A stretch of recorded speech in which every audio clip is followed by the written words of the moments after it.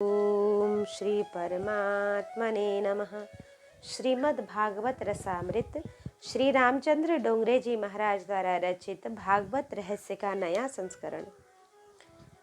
इससे पहले वाले भाग में हमने श्रवण किया भगवान श्री कृष्ण और सुदामा जी के मित्रता के बारे में, और आज हम श्रवण करेंगे भाग 77 ब्रह्म विद्या। भगवान श्री कृष्ण एक बार द्वारका में विराजमान थे। उस समय सूर्य ग्रहण का दिन आया। सूर्य ग्रहण स्नान की कुरुक्षेत्र में बहुत महिमा है। इसके बाद वहाँ सूर्य ग्रहण के अवसर पर कुरुक्षेत्र में बड़े बड़े संत महात्माओं का आगमन हुआ। अनेक देश के राजा आए। उसमें ब्रजवासियों का मिलन हुआ है, इसका वर्णन आया है। जब सूर्य को ग्रहण लगता है तब दिन होने पर भी अंधेरा हो जाता है। सूर्य ज्ञान स्वरूप है। राहु केतु इस सूर्य चंद्र को निगल जाते हैं, इनको निगलने के लिए आते हैं।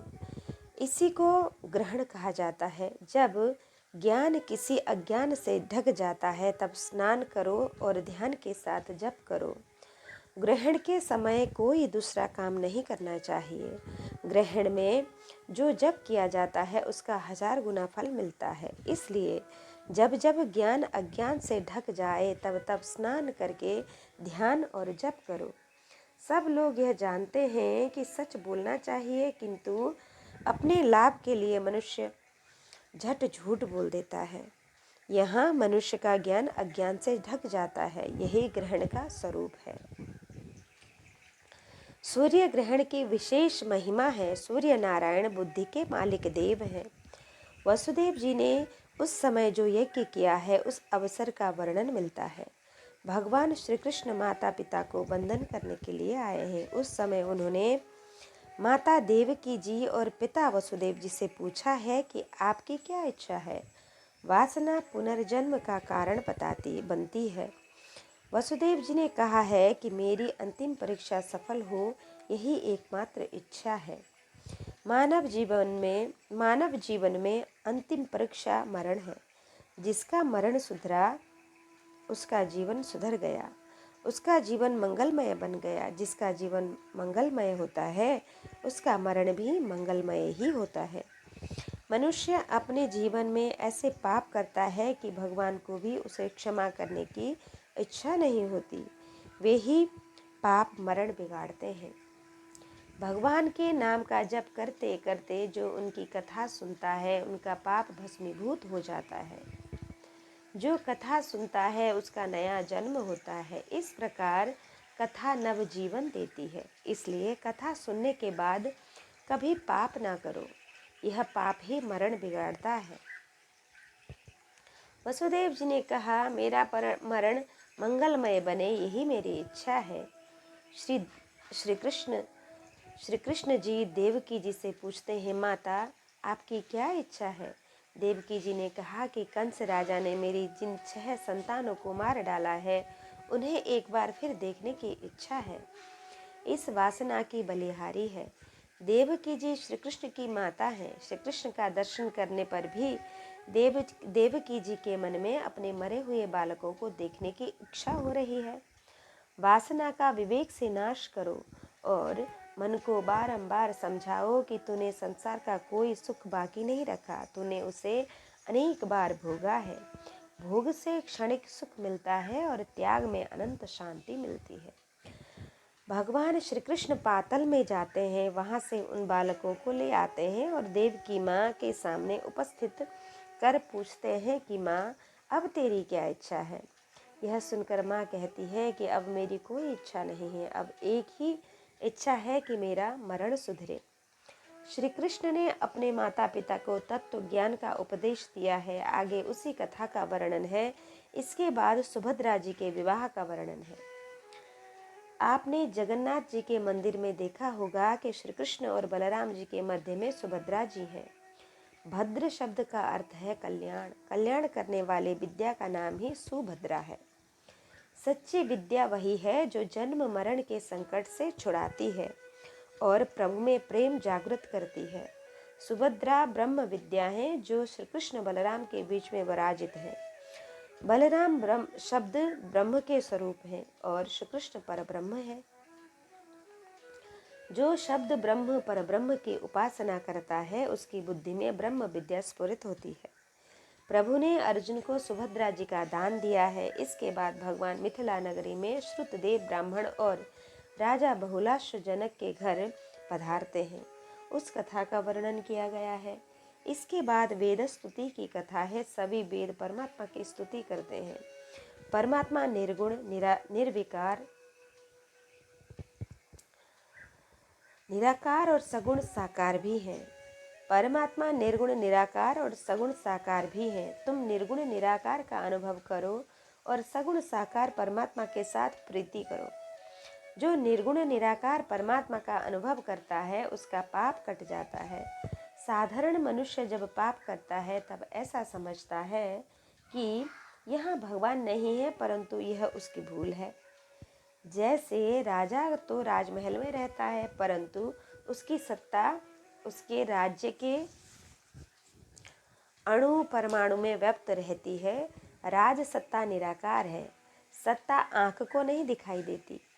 इस राज सत्ता के अनुभव की तरह ही निर्गुण निराकार परमात्मा का अनुभव करो।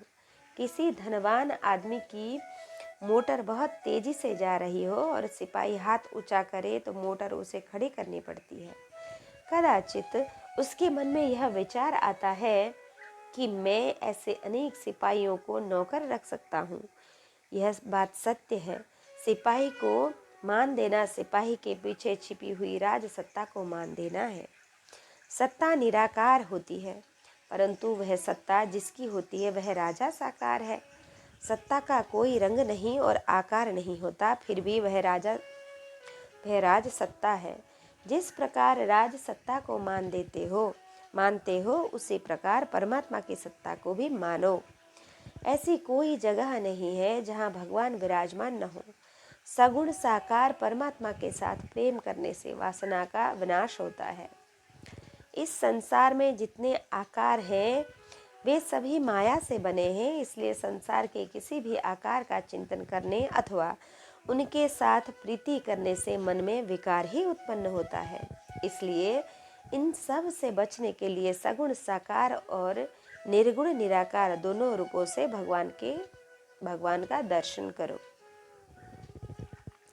कुछ ज्ञानी पुरुष सगुण परमात्मा की भक्ति गौड़ समझते हैं। इसी प्रकार कुछ भक्त निर्गुण निराकार परमात्मा के स्वरूप को गौड़ मानते हैं। ये दोनों भूल करते हैं। वास्तव में भगवान के दोनों स्वरूप के दर्शन की आवश्यकता है, क्योंकि ये दोनों उनके स्वरूप हैं। इनमें कोई गौड़ नहीं है, इसलिए दोनों की आवश्यकता है। माता और पिता दोनों में गौड़ कौन है? निर्गुण निराकार परमात्मा पिता के समान है और सगुण साकार परमात्मा माता के समान है। वेद परमात्मा का निर्गुण निराकार और सगुण साकार दोनों रूप से वर्णन करता है। वेद स्तुति में आरंभवाद, परिणामवाद एवं विवर्तवाद का रहस्य समझाया गया है। वेद भगवान कहते हैं कि ज्ञान से भी ध्यान श्रेष्ठ है। कुछ लोग अच्छी अच्छी पुस्तकें पढ़ते हैं, यह ठीक होने पर भी बहुत अच्छा नहीं है। अनेक पुस्तकें पढ़ने से शब्द ज्ञान बढ़ता है और शब्द ज्ञान के बढ़ने के कारण मनुष्य बहुत चर्चा करता है। बहुत पुस्तकें पढ़ने की अपेक्षा शांति से बैठकर ध्यान करते करते प्रभु के नाम का जप करना अधिक अच्छा है। इस अध्याय में शिव तत्व और विष्णु तत्व का रहस्य समझाया गया है। बृकासुर के प्रसंग का वर्णन भी आता है। अर्जुन में होने वाला अभिमान प्रभु ने किस युक्ति से दूर किया, इस कथा का भी वर्णन है। श्री सुखदेव जी महाराज कहते हैं कि भगवान श्री कृष्ण के गुण अनंत हैं और उनकी कथा अनंत है। इस अनंत की कथा का अंत आता ही नहीं। मेरे भगवान का प्राकट्य मथुरा में हुआ था। वहाँ से वह गोकुल में पधारे। 11 वर्ष और 52 दिन तक गोकुल में रहकर लीला की और ब्रजवासियों को परमानंद दिया। उन्होंने कंस आदि राक्षसों का विनाश कर मथुराधीश पद प्राप्त किया। वे द्वारकाधीश बने। उन्होंने अनेक रानियों के साथ विवाह किया और जगत को गृहस्थ धर्म का आदर्श सिखाया। कौरवों पांडवों के युद्ध का निमित्त उपस्थित कर भगवान ने अपना भार उतारा। उन्होंने अर्जुन और उद्धव को तत्व ज्ञान का उपदेश दिया। अंत में श्री कृष्ण गोलोक धाम पहुँचते हैं। दसम स्कंद की समाप्ति में श्री कृष्ण चरित्र का संक्षेप में वर्णन किया गया है। श्री सुखदेव जी महाराज परीक्षित राजा से कहते हैं कि जो मनुष्य श्री कृष्ण की कथा रूपी गंगा में स्नान करता है उसके मन का मैल धुल जाता है। लोग चारों धाम की यात्रा करते हैं किंतु उनका स्वभाव नहीं सुधरता। यात्रा और यज्ञ करने से पुण्य बढ़ता है किंतु स्वभाव नहीं सुधरता। अनेक बार पुण्य बढ़ने पर अभिमान भी बढ़ जाता है। पुण्य के कारण बढ़ा हुआ अभिमान पाप कराता है। यात्रा करने से बिगड़ा हुआ मन जल्दी शुद्ध नहीं होता किंतु श्री कृष्ण की कथा गंगा में स्नान करने से मन का मैल धुल जाता है और स्वभाव भी सुधर जाता है। मर्तस्तयानु सबमेधितया मुकुंद श्रीमत्कथा श्रवण कीर्तन चिंतयति तद्दाम दुस्तर कृतांत जवापवर्गं ग्रामावनं क्षितिभुजोऽपि ययुर्यदर्था इति दशमस्कंद उत्तरार्ध समाप्त। हरि ओम तत्सत्। कृष्णाय वासुदेवाय हरये परमात्मने प्रणतक्लेशनाशाय गोविंद।